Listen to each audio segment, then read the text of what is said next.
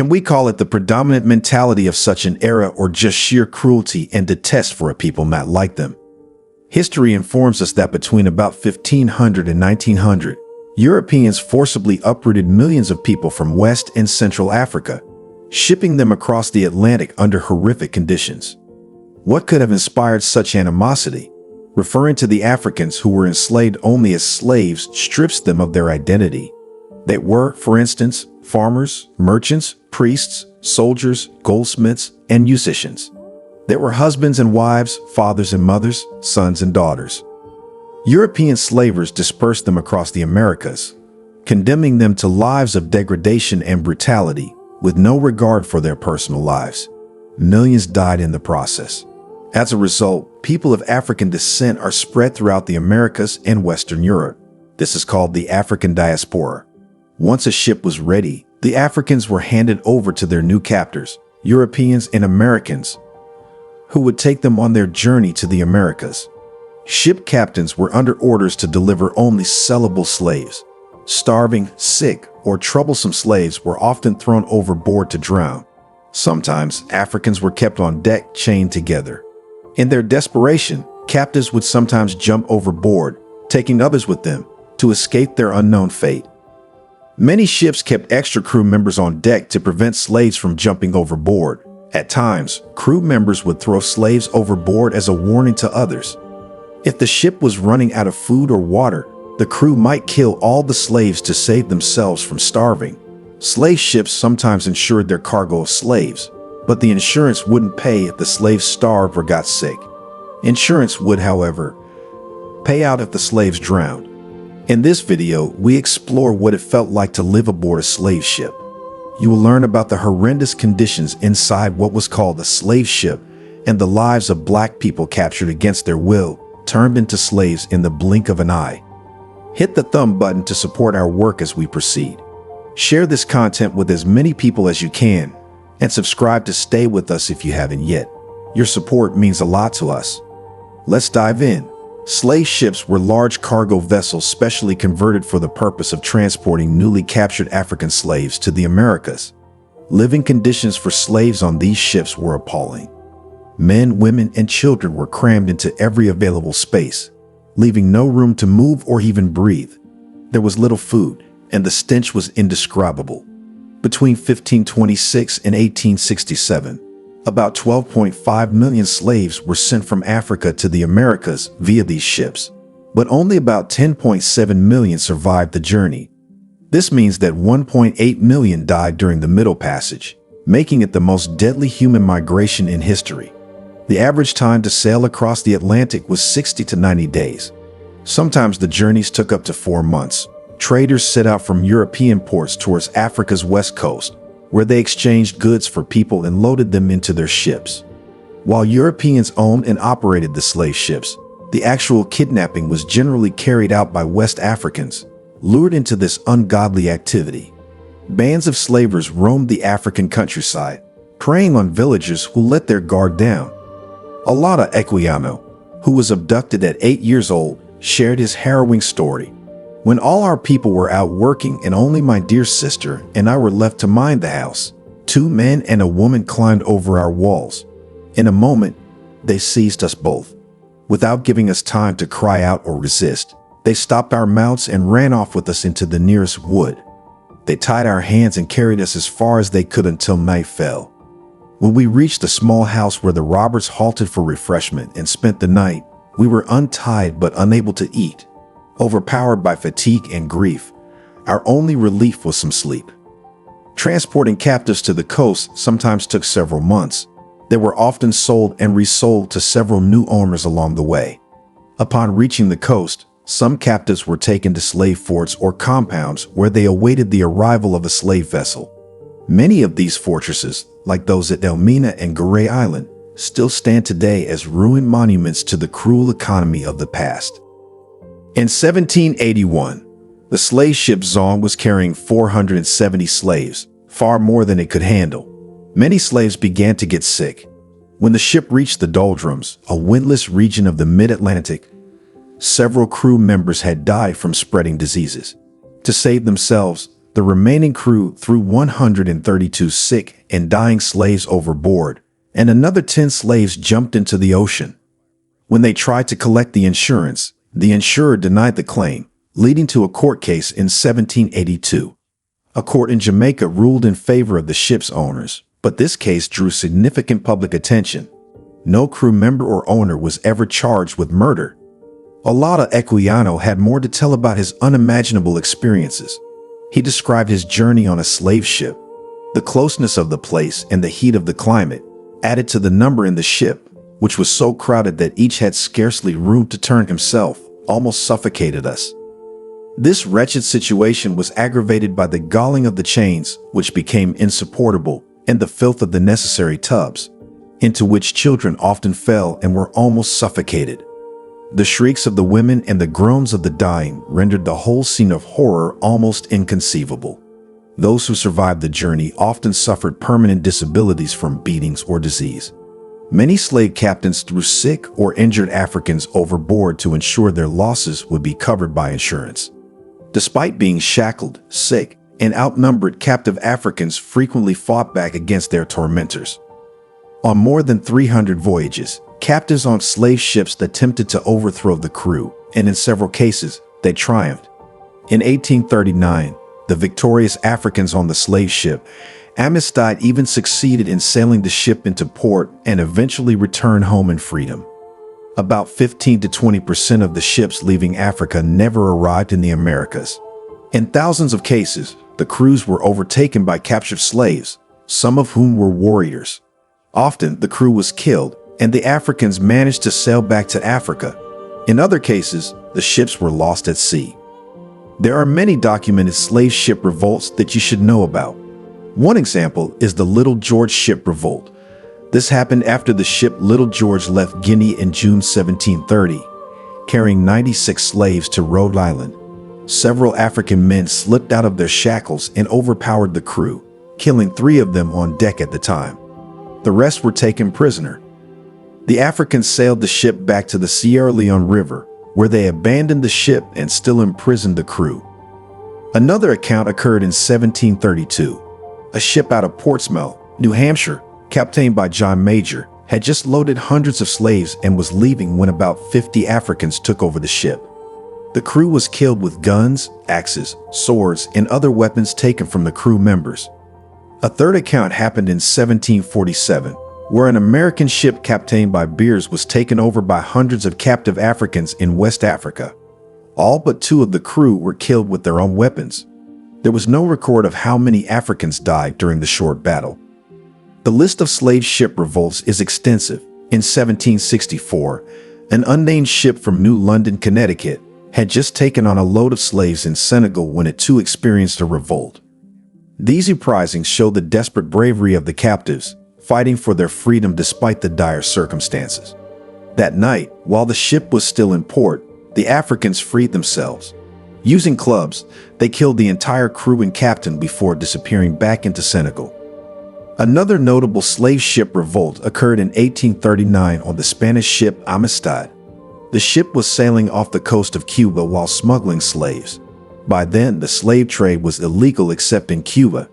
Joseph Sinquay, who had been captured as a slave in Sierra Leone, led a revolt with far-reaching consequences. The court case that followed in Connecticut was appealed to the U.S. Supreme Court, which upheld the decision, and the surviving Africans returned to Sierra Leone in 1842. The Creole ship uprising on October 27, 1841, is another significant example.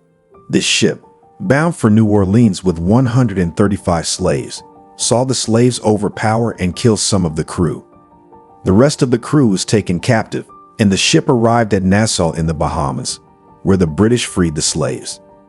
Documented accounts of slave ship revolts are numerous. Slave ships varied greatly in size, from the small 10-ton vessels carrying a crew and 30 captives to the 566-ton ships holding the crew of 100 and up to 700 enslaved people. By the late 18th century, European merchants were constructing vessels capable of transporting hundreds of enslaved people per journey. These ships had extra portholes for ventilation, weapons mounted on deck to suppress potential rebellions, and additional compartments below deck to carry more human cargo. Before boarding, enslaved people in African port cities were stripped of their clothing and possessions, and their heads were forcibly shaved. Boarding could take weeks or even months. Enslaved people lived on the ship's deck in a temporary wooden house constructed by the crew. The crew also installed netting around the deck of the ship to catch those enslaved who might choose death over forced servitude.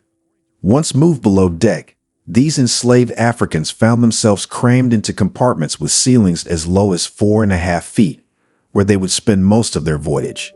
They were separated by gender and age. The lower deck of a slave ship was divided into compartments for men and women, with men shackled together in pairs and women left unchained but confined below. Children often had a bit more freedom to move around the ship. Enslaved women were typically outnumbered 2-to-1 by men.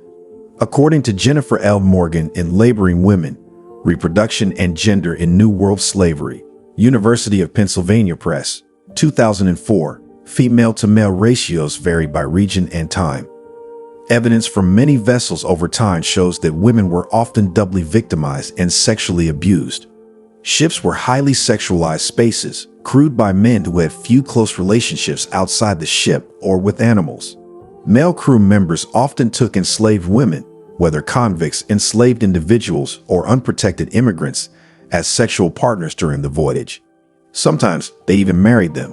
While there could be instances of tenderness and protectiveness, women almost always held a less powerful position. In some cases, women managed to turn men's desires or assumptions of female inferiority to their own advantage. Shipboard practices varied, but generally, women on slave ships were left unshackled and had more freedom to move about than men. Enslaved women also faced tragic fates, as demonstrated by dramatic stories of 2 enslaved women on ships. One such story involves an unnamed young woman on Captain John Kimber's ship, the Recovery, which was sailing from New Calabar to Grenada. In October 1791, Isaac Cruikshank vividly described the horrific treatment of a 15-year-old African virgin who refused to comply with the demands of her captors. Her refusal was common, as many enslaved individuals were too heartbroken to participate in the process of presenting themselves as healthy and fit for sail. In this case, Captain John Kimber allegedly flogged her repeatedly. He was said to have had the crew suspend her by one leg and then drop her onto the deck of the ship multiple times. She died, one of 27 out of 300 slaves who perished during the 57-day voyage. Kimber was tried for her murder in 1792, but was acquitted. William Wilberforce used this shocking account in his campaign to abolish slavery, leveraging it as powerful propaganda. However, it also invites deeper discussion. That same year, Captain James D. Wolfe was indicted for the murder of another unnamed woman. He ordered her overboard because he suspected she had smallpox and feared it would spread to everyone on board. Wolfe's decision was not motivated by concern for the crew's health, but by his desire to protect his potentially profitable cargo. He first had the sick woman placed high up in the mainmast for 2 days, then ordered her thrown overboard. The sailors initially refused, afraid to touch her, though they were actually eager to be exposed to smallpox to gain immunity. When they hesitated, De Wolfe himself ascended the rigging, strapped the woman into a chair, covered her eyes and mouth with a mask, and used a tackle to lower her into the sea. Seaman John Cranston noted that the mask was tied on to prevent her from seeing what was happening, to stop her from struggling, and to muffle any sounds she might make. The other slaves were kept from hearing her cries, lest they be inspired to rise up. She drowned, and they did not rise. Marcus Rees writes about the D. Wolfe case in his book The Slave Ship, A Human History John Murray, London, 2007. I began studying the conditions of enslaved women on ships as part of understanding their regulation.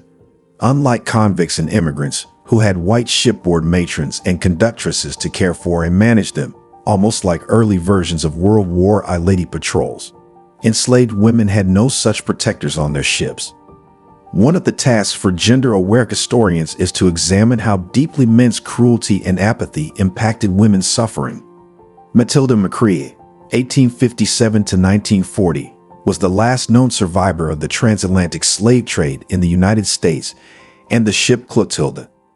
Captured at the age of 2, she was brought to Mobile County, Alabama. Macria, a Yoruba, was taken with her mother and sisters by the army of the West African Kingdom of Dahomey, which had raided their home. The Dahomey transported their prisoners to a coastal port for slave trading. They were among over 100 Africans brought to America on the Clotilda in 1860. Macria had 2 sisters whose names are unknown. The girls were sold separately from their mother and never reunited.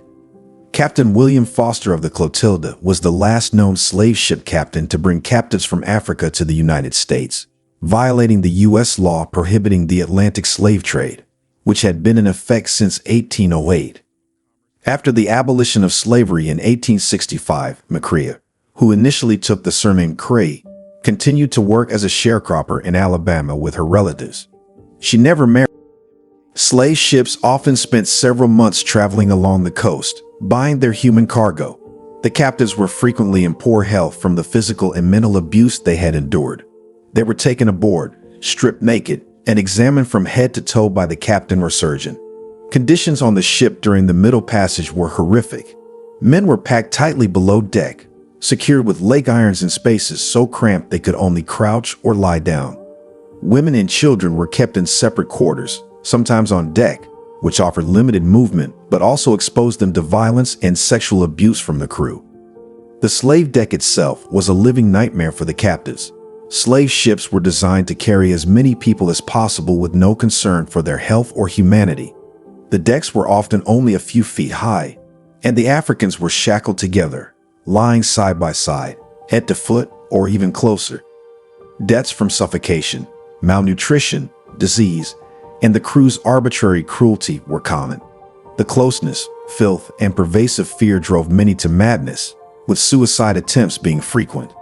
Other ships could smell slavers from afar, and Portuguese sailors called them tumbos, or floating tombs. The air in the hold was foul and putrid, seasickness was rampant, and the oppressive heat was unbearable. The lack of sanitation and the suffocating conditions created a constant threat of disease, with frequent epidemics of fever, dysentery, and smallpox. Captives endured these conditions for about 2 months, sometimes longer. In good weather, they were brought on deck in the morning and forced to exercise, though this brief respite did little to alleviate their suffering. They were fed twice a day, and those who refused to eat were force-fed. Those who died were thrown overboard. The combination of disease, inadequate food, rebellion, and harsh punishment took a heavy toll on both captives and crew. Surviving records indicate that until the 1750s, 1 in 5 Africans on board slave ships died. In response, some European governments, such as the British and French, enacted laws to improve conditions on the ships. They limited the number of people allowed on board and mandated the presence of the surgeon. However, it's important to recognize that these measures were primarily motivated by concern for the crew's health rather than for the suffering of the captives. Surgeons, although often qualified, were paid based on the number of surviving captives, creating an incentive to keep them alive under brutal conditions. By around 1800, records showed that the death rate had decreased to about 1 in 18. The horrors endured by both black men and women aboard these ships are enduring testaments to the depths of human cruelty and resilience. As we reflect on these atrocities, let us not only remember the immense suffering, but also let it fuel our commitment to justice, equality, and the dignity of every individual. May their stories inspire us to confront and dismantle the legacies of oppression that continue to shape our world today. This concludes our video segment. If you've gained insight from this, please support our work by hitting the thumbs up button, sharing with friends and family, and subscribing to stay updated. We have more enlightening content coming your way. Don't miss out. Thank you for watching.